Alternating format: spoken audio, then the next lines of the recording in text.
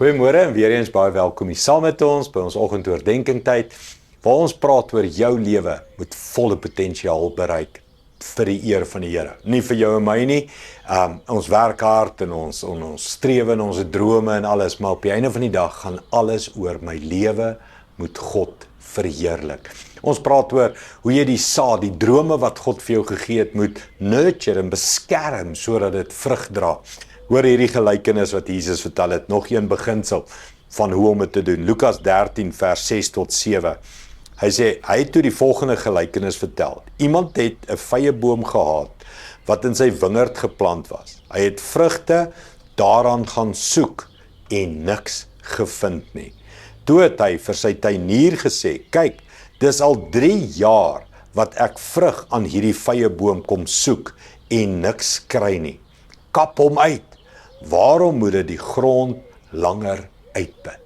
Mens, hierdie verhaal is, kan ek sê, dit iets cutthroat, nee, dit is verskriklik. Die Here kom na jou en my lewe toe, en hy sê, ek soek vrug. Waar verheerlik jy my? Waar is jou lewe besig om die wêreld 'n beter plek te maak? Ek praat nie, waar is jy net, jy weet, by jou eie huis besig met jou eie kinders en jou eie dit en jou eie dit en jou eie dat nie. Waar dra jy vrug? En dan sê hy kom al 3 jaar. Die 3 jaar het met my gepraat. Ek dink dit is simboliek weer van Jesus 3 dae in die graf, nê? Jona 3 dae in die doderyk of in die vis se maag. Dus die Here gee tyd vir dood. Daar's tyd in ons almal se lewe waar die saadjie in die grond val, daar's drome, daar's planne, daar's swaar kry, daar's sonde, daar's 3 jaar. Hy gee die tyd, maar dan moet daar opstanding wees, né? Dan moet daar lewe wees, dan moet daar vrug wees. En ek dink is iets van 'n challenge vir jou en my. Kan ek vir jou vra, hou op verskonings maak? Hou op dink later. Nou is ek in 'n seisoen van my lewe waar al my aandag en energie gaan in my eie besigheid, my eie ek in, en later sal ek iets vir die Here doen. Begin vandag. Here, my lewe moet vir U vrug dra. As U nou by my kom, moet ek kan wys die vrug wat my lewe dra.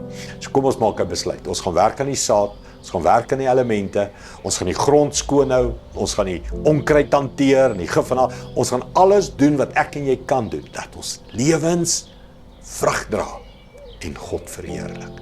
Kom ons bid dit saam. Hemelse Vader, baie dankie vir al die stories in die Bybel, die gelykenisse van Jesus, so prakties gemaak.